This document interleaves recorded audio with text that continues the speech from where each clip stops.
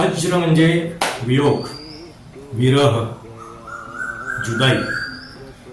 विरह हा माणसाच्या आयुष्याचा अविभाज्य भाग. कधी प्रियकर प्रेयसीचा विरह, तर कधी नात्यातला विरह, तर कधी मैत्रीत, तर कधी आपली प्रिय व्यक्ती दूर गेली तर, किंवा एखादी कोणी आवडती व्यक्ती जग सोडून गेली तर तोच तो वियोग, तोच तो विरह. आणि कधी एकतर्फी प्रेम व्यक्त झालेलं किंवा व्यक्त न झालेलं. या स्थितीला आणि परिस्थितीला काय म्हणायचं? विरह की आणखी काही? वियोग तो सुद्धा प्रेमाचे धागे जुळण्याआधीचा असू शकतो, का नाही? मंडळी, आजच्या काव्यरंधच्या 16व्या भागाचा विषय आहे विरह. या भागामध्ये एक अतिशय मनस्वी असलेल्या पण आपलं प्रेम व्यक्त न करू शकणाऱ्याची कविता ऐकवतोय आणि काही चित्रपटातल्या विरह या विषयावरच्या गाण्यांची झलक. अशी एक स्थिती असते, ती समोर आहे, तिला कधीतरी भेटलो होतो. आठवतंय की कधीतरी पूर्वायुष्यात ती येऊन गेली होती, मनाला चटका लावून गेली होती. कुठे, कधी, ते मात्र आठवत नाही.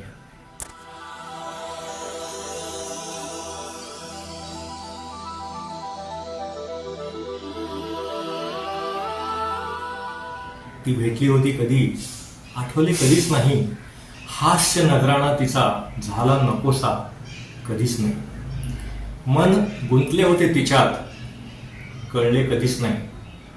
बोलण्यात तिच्याशी मन धजावले कधीच नाही. लाजण्यात तिच्या पुन्हा पुन्हा मन विसरले कधीच नाही. जीवनात धकाधकीच्या सुतले शब्द कधीच नाही.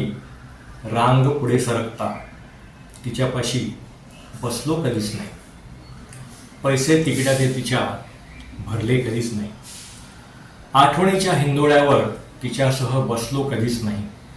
गोड गुलाबी गप्पांचा खेळ मांडला कधीच नाही. मंद झुळकेवर हलणाऱ्या बटांना निरखले कधीच नाही. व्यथांची विचारपूस तिच्या केली कधीच नाही. पापण्यांच्या ओल्या कडा तिच्या, पापण्यांच्या ओल्या कडा तिच्या पुसल्या कधीच नाही. हसण्याच्या डोंगाला तिच्या पाडले उघडे कधीच नाही.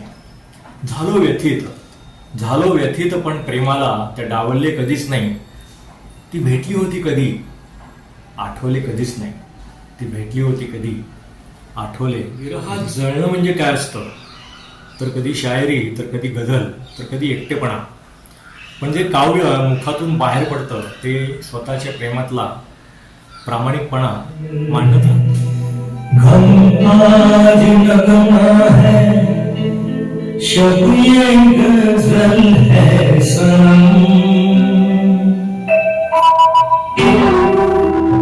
आज शायर है, आज नगमा है, शब ये गजल है सनम.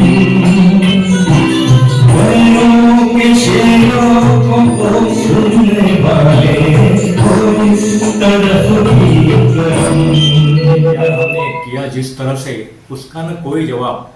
किंवा दुसऱ्या अंतरात ते म्हणतायत, आंसू के धागे से सीते रहे हम, जो जख्म तूने दिए.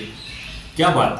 हसरत जयपुरी आपल्या शब्दातून आपली कथेत आकर्षक पद्धत शब्दामध्ये मांडताना दिसतात आणि मग ते गाणंच आकर्षक होतं पाहायला आणि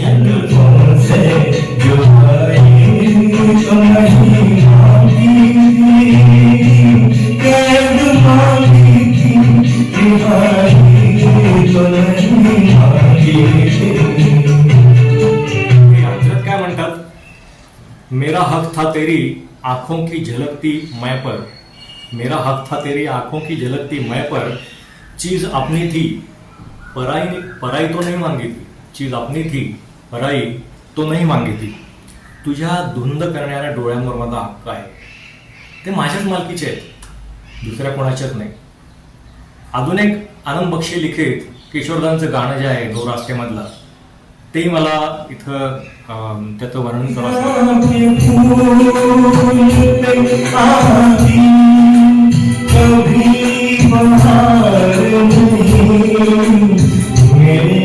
नसीब में है तो तेरा प्यार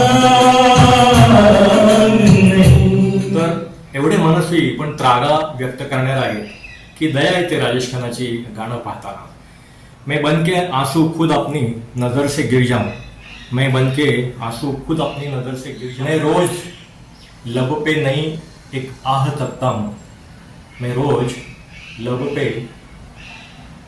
एक नई आह तकता हूं, मैं रोज अपने नए गम की राह तकता हूं. कसं आहे ना मंडळी, माणूस आला की तिथं प्रेम आलं आणि मग त्या प्रेमाचा भंगही आला. पण याच प्रेमाच्या अवघड वाटेतून मनाची उभारी आवश्यक. म्हणूनच मी माझी लेखणी चालवतो त्या व्यक्तींकरता जे ढेपाळतात एकदम ठेचा खाऊन. अर्ज है हरदम बागे वफा कहाँ मिलेगी मेरी जान तुझे, हरदम बागे वफा कहाँ मिलेगी जान तुझे, कुछ तो सब्र कर मेरे दोस्त मेरे दिल, क्या भूल गया दर्द के कांटे तुझे चुभे थे अब तक, क्या भूल गया दर्द के कांटे तुझे चुभे थे अब तक, हसी लम्हों के गुलाब तू ढूंढता रहा जब जब. किंवा अगदी समजुतीच्या स्वरात बोलायला झालं तर दर्द को दिल में रखने की आदत बुरी है दोस्तों, दर्द को दिल में रखने की आदत बुरी है दोस्तों, थोड़ा बताया भी करो कभी औरों को, थोड़ा बताया भी करो कभी औरों को, सुकून के बाजारों में दर्द खरीदने वाले दरिया दिल मिलते हैं कहीं.